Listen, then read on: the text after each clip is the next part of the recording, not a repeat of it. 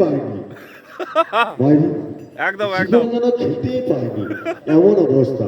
মাইরি কি বলবো, সেদিন অনুষ্ঠান করতে যাবো আমি করছি রে, ও মাইরি হাত ফাত গুলো দেখ রোগা হয়েছে, কিন্তু বুড়ি ফুড়িগুলা খুলিয়া পালি যাবে।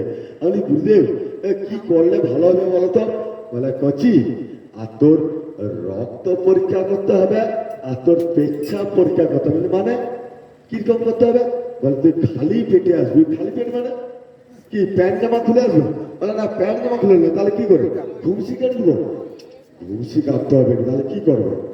কি করে আসবো বলো? না গুরুদেব তুমি এসব একবারে সকালবেলা খালি পেটে তোমার মা খেলে চলে আসবো। ও মা, মা খেলে গেছি, সারা দেখি তত্ত্ব বিষয়ে মাল একবারে ডাক্তার শুরু করে দিচ্ছে কি আর দেখি এখানে সুচ গাঁথে এখানে সুচ গাঁথে, সারা রক্ত বেরোবে গাইতে, মালটা র মাল খাইতো, এক ফোঁটাও রক্ত বেরোয়নি, শুধু সাদা সাদা জল বেরোবে ইঞ্জেকশনে। ডাক্তারবাবু বলে সমীরণ কি ব্যাপার হলো, হ্যাঁ তোর শরীর থেকে রক্ত বেরোয়নি, সাদা সাদা জল বেরোবে।